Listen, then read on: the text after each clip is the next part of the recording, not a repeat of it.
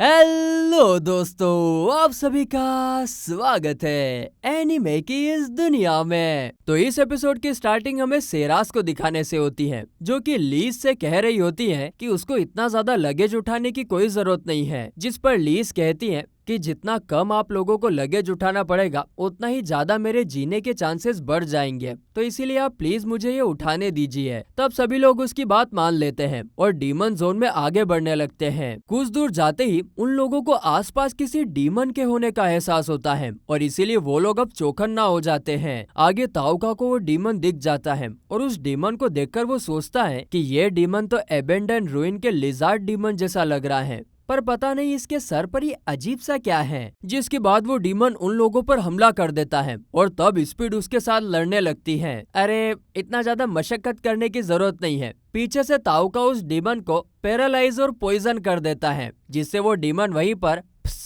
ढेर हो जाता है। आगे स्पीड ताउका से पूछती है कि क्या जो आपको चाहिए था वो आपको मिल गया। जिस पर ताउका बताता है कि मेरी फर्स्ट कंडीशन तो पूरी हो गई है, लेकिन अभी भी ये क्लियर नहीं है कि डीमन जोन के डीमंस पर मेरी पावर्स का असर होगा भी या नहीं, पर अभी के लिए तो ये काम कर रही हैं। जिस तरह के डीमन से मैं एबेंडन रूइंस में लड़ा था ये उससे बहुत ही कमजोर हैं, तो मेरे हिसाब से यहाँ के डीमन उतने भी ज्यादा स्ट्रोंग नहीं हैं। जिसके बाद ताउका एक चाकू लेकर डीमन की बॉडी में से कुछ निकालने लगता है और तब सेरास के पूछने पर वो एक बुक को निकालते हुए बताता है कि इस बुक में मैंने इस डीमन को पहले भी कहीं देखा है। और तब सेरास को भी वो डीमन उस बुक में मिल जाता है। जिसके बाद ताउका कुछ निकालते हुए कहता है कि मुझे लगा ही था कि इसके सर पर जो अजीब सी चीज है वो फोरबिडन आइटम को बनाने के काम आ सकती है। जिस पर सेरास ताउका से पूछती है कि क्या ये चीज फ्लाइंग किंग के मास्क में लगे वॉइस चेंजर जैसा है। जिस पर ताउका कहता है कि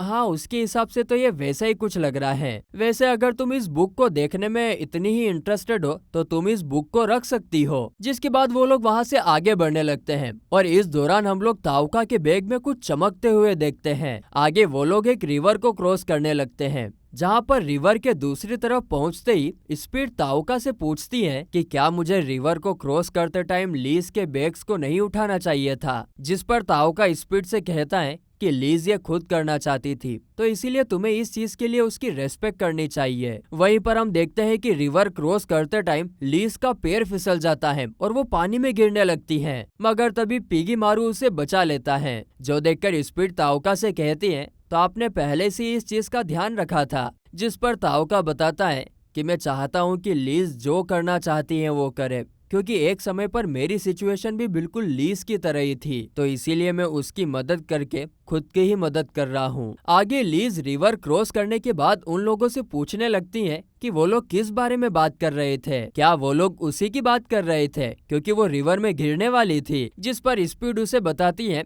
अरे वो लोग उसकी बात नहीं कर रहे थे, मैं तो बस ये कह रही थी कि मैंने ह्यूमंस और एल्फ के बारे में ज्यादा कहानियां नहीं सुनी हैं, तो इसीलिए मैं ये देखना चाहती हूँ कि अगर ताउका और सेरास का बच्चा होगा तो वो कैसा दिखेगा। दूसरी तरफ ये सारी बातें सुनकर सेरास का ध्यान हट जाता है और वो पानी में गिर जाती है। जिसके बाद हम लोग सेरास को देख पाते हैं, जिसके कपड़े पूरी तरीके से भीगी भीगी रातें भीगी भीगी बातें आँखों में कैसी नमी है, हाँ हाँ हाँ हाँ, गीले हो चुके होते हैं और उसे ठंड लग रही होती है। और जब भी किसी लड़की को ठंड लगती है तो क्या होता है दोस्तों, ताउका उसे अपना कोट पहनने के लिए दे देता है। जिसके बाद वो लोग फिर से आगे बढ़ने लगते हैं, जहाँ पर अब स्पीड को डीमंस के होने का एहसास हो रहा था, इसीलिए वो सभी लोगों को सावधान कर देती है। आगे ताउका उससे पूछता है कि क्या तुम्हें पता है कि ये किस तरह के डीमंस हैं। जिस पर स्पीड बताती है कि हाँ मुझे पता है, लेकिन इस बार मुझे माफ कर देना क्योंकि मैं अभी आपकी मदद नहीं कर पाऊंगी। जिस पर ताउका कहता है ठीक है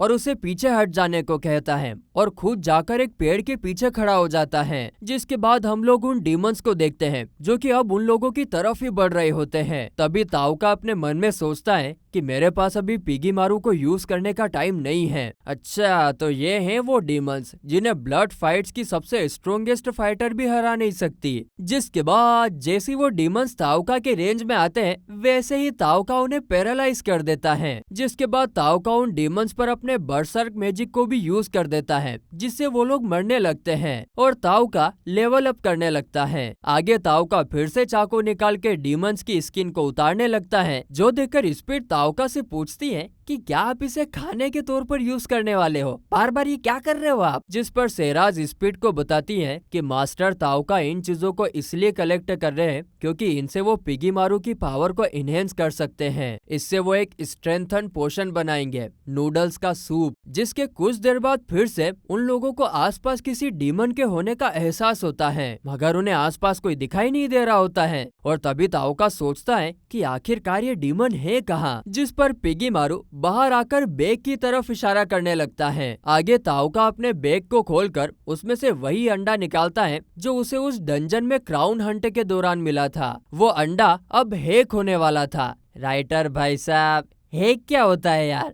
वो अंडा अब हैच होने वाला था, इसीलिए ताऊका उसे जमीन पर रखकर उसके हैच होने का इंतजार करने लगता है। आगे अंडे के हैच होते ही उसमें से एक हॉर्स टाइप का क्रिएचर निकलता है। अच्छा, कुकड़ू कू, ये नहीं निकलता उसमें से। खैर, हॉर्स अंडे से बाहर निकलते ही थोड़ा बड़ा हो जाता है। उस घोड़े को देखकर कोई भी समझ नहीं पाता है कि ये कौन सा क्रिएचर है, क्योंकि वहाँ पर मौजूद सभी लोग इस टाइप का क्रिएचर पहली बार देख रहे थे। आगे वो घोड़ा सीधा जाकर ताऊका को प्यार करने लगता है। तभी ताऊका को उस घोड़े के पीठ पर कुछ महसूस होता है और फिर ठीक से इंस्पेक्ट करने पर उन्हें एक ऑर्गन दिखता है, जिसको देखकर सेरास बताती है कि ये तो एक ऐसा ऑर्गन है जिससे ये माना को एब्जॉर्ब कर सकता है, और ऐसी चीजें तो सिर्फ मैजिकल क्रिएचर और मैजिकल बीस्ट पर ही पाई जाती है। जिसके बाद ताऊका सभी को सतर्क करके उस घोड़े पर अपना माना डालने लगता है और फिर वो लोग देखते हैं कि 1000 माना एब्जॉर्ब करने के बाद वो घोड़ा इवॉल्व हो जाता है। जिसके बाद वो घोड़ा ताऊका को और चने खिलाने को कहता है,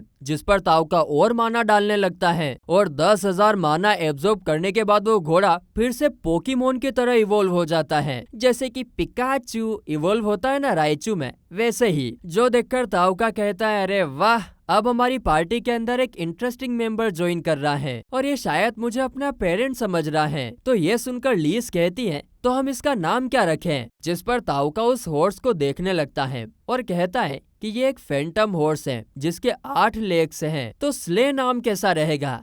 अरे यार नहीं यार, अच्छा नहीं रहेगा। ये नाम स्ले को भी पसंद आता है, तो वो सब लोग उसका नाम स्ले ही रख देते हैं। वाह वाह वाह, मेरी तो कोई इज्जत ही नहीं है। इतने दिन से इसको एक्सप्लेन कर रहा हूँ पर मेरी सुनी नहीं रहे। खैर क्या करे, ये दुनिया धोखाधड़ी वाली हो चुकी है। इसके बाद सेरास स्ले को सहलाने लगती है। फिर ताऊका स्ले से कहता है कि क्या तुम अपने छोटे वाले फॉर्म में वापस आ सकते हो? जिस पर स्ले अपना सिर हिलाकर हाँ कहता है। वहीं दूसरी तरफ हम देखते हैं कि सारे हीरोज अपना लेवल बढ़ाने के लिए डीमन जोन आए हुए होते हैं और अपने अपने ग्रुप के साथ एक्सपीरियंस कलेक्ट कर रहे होते हैं। तभी ओयामाडा किरीहारा से पूछता है कि तुमने अपना मुंह क्यों लटका रखा है? क्या तुम्हें तुम्हारी गर्लफ्रेंड छोड़ के चली गई क्या? जिस पर वो कहता है, नहीं भाई, वो दिन रात मुझसे चिपकी रहती है।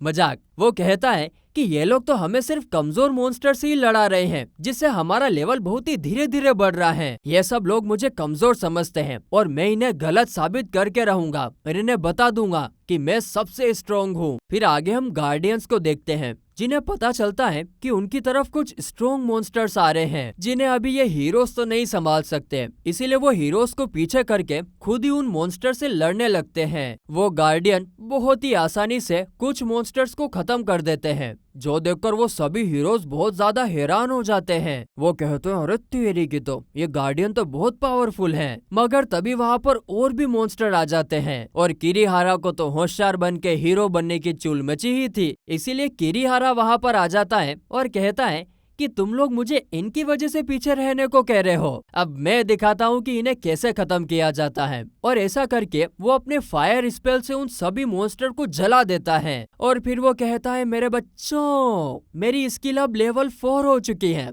तो इसीलिए तुम लोगों को मुझे हल्के में नहीं लेना चाहिए। मैं तुम सबका होने वाला फ्यूचर किंग भी हो सकता हूँ। आगे वहाँ पर एक कशिमा नाम की लड़की कहती है कि हिजिरी और इत्सुकी कहाँ पर हैं, जिसके बाद हमें उन दोनों को ही दिखाया जाता है, जहाँ पर उन दोनों ने कुछ लोगों को मार दिया होता है और वो लोग कहते हैं कि शायद इन लोगों को गोडेस ने ही हमारी क्लास के कुछ स्टूडेंट्स को मारने के लिए भेजा होगा। यहाँ पर सीन शिफ्ट होता है और हम ताओका को देखते हैं, जिसके पास सेरास आती है और आकर कहती है, ए जी अंदर आकर खाना खा लीजिए।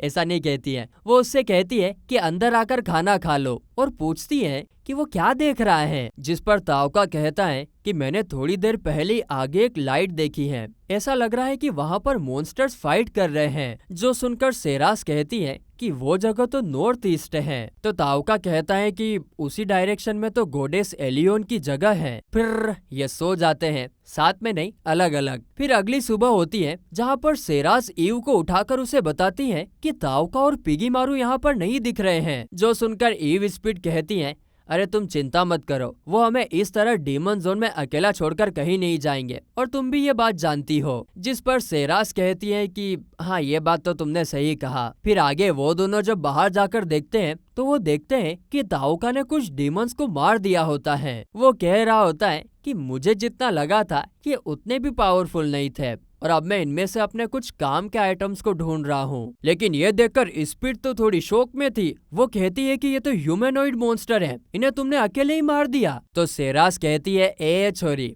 ताओका के लिए तो मामूली बात है। सेरास फिर अब अपने मन में कहती है कि सिर्फ ताओका ही है जो इस डीमन जोन के अंदर लाइट ला सकता है। वो इम्पॉसिबल को भी पॉसिबल कर सकता है, मगर प्लीज तुम ये सब अकेले करने की कोशिश मत करो। अगले सीन में हम देखते हैं कि वो लोग एक क्लिफ के पास आ जाते हैं, मगर वो सब उस क्लिफ पर चढ़ नहीं पाते हैं। तो स्पीड कहती है, अरे ओ बुड़बको, हमें आगे बढ़ने के लिए क्लिफ के रोड पर जाना होगा। तो ताओका बताता है कि हाँ उसे एक रोड मिल गया है जिससे वो लोग आगे बढ़ सकते हैं, और फिर वो सब आगे बढ़ने लगते हैं। आगे सेरास ताओका से कहती है कि अगर आप थक गए हो तो थोड़ी देर के लिए हम सब आराम कर लेते हैं। देखो तो अपने होने वाले पति की कितनी चिंता है। जिस पर ताओका कहता है कि नहीं, अभी कुछ देर में यहाँ पर तूफान आने वाला है, इसीलिए हमें जितना हो सके आगे बढ़ना होगा। जिसके बाद वो सभी फिर से आगे बढ़ने लगते हैं, और तभी ताओका लीस से पूछता है कि क्या तुम्हें इस जगह से डर लग रहा है। जिस पर वो कहती है, पहले मुझे यहाँ से डर लगता था मगर अब नहीं लगता, क्योंकि लेडी सेराज ने मुझे कहा था कि जब तक आप हमारे साथ हैं तो हम अपने डेस्टिनेशन तक बिना मरे जरूर पहुँच जाएंगे। जो सुनकर ताओका कहता है कि वो मुझ पर बहुत ज्यादा ही ट्रस्ट करती है। तो लीस कहती है, मगर सच में आपके होने से मुझे खुद भी अब डर नहीं लगता है, और वैसे भी अब हमारे साथ स्ले भी तो है। आगे बढ़ते बढ़ते फिर वो लोग एक माउंटेन के दरार के पास पहुंच जाते हैं, और उनकी माउंटेन ड्यू पीने की इच्छा होती है, लेकिन उनकी दुनिया में तो माउंटेन ड्यू है ही नहीं। छोड़ो, ताओका कहता है कि इसे पार करने के बाद हम उस बीच के पास पहुंच जाएंगे और ये हमें उस तूफान से भी बचाएगा। जिसके बाद स्पीड ताओका को उसे यहाँ तक लाने के लिए थैंक्स कहने लगती है। जिस पर ताओका कहता है कि तुम्हारे पास यहाँ तक लाने का मैप था तो इसीलिए मैं भी तुम्हें थैंक्स कहता हूँ। तो स्पीड कहती है कि मैं लीस के साथ एक छोटे से घर में पीसफुली रहना चाहती थी, मगर मेरा वो सपना टूट गया, पर अब सिर्फ आपकी वजह से मैं वो सपना दोबारा से देख सकती हूँ। फिर आगे वो सब वहाँ से जाने ही वाले होते हैं कि तभी स्पीड पर एक मॉन्स्टर अटैक कर देता है, जो देखकर सभी एकदम से हैरान हो जाते हैं। लेकिन ईव अपनी स्वॉर्ड से उस मॉन्स्टर को मार देती है। फिर ताओका अपने मन में कहता है कि अच्छा है कि ईव ने इसे मार दिया, लेकिन मैं इसे सेंस क्यों नहीं कर पाया, और अब मुझे कुछ अजीब सा क्यों लग रहा है। तभी हम देखते हैं कि उस मॉन्स्टर के अंदर से लाइट निकलने लगती है और वो जोर जोर से चिल्लाने लगता है। जिस पर स्पीड कहती है कि ये क्या था, ये मेरे चिल्लाने की आवाज थी। नहीं, वो उस लाइट को देखकर कह रही थी। जिस पर ताओका कहता है कि मुझे एहसास हो रहा है कि वो लोग पास आ रहे हैं। हम लोग देखते हैं कि फॉरेस्ट में जितने भी मॉन्स्टर हैं वो सभी उन लोगों के पास जाने लगते हैं, जो देखकर सभी हीरोज भी हैरान हो जाते हैं। तो वहीं दूसरी तरफ ताओका डरने लगता है और कहता है कि वो हर डायरेक्शन से आ रहे हैं और वो बहुत सारे हैं। हाय रामा, ये क्या हुआ, अब आगे क्या होने वाला, यह हमें अगले एपिसोड में पता चलेगा, क्योंकि यह एपिसोड तो यहीं पर खत्म होता है।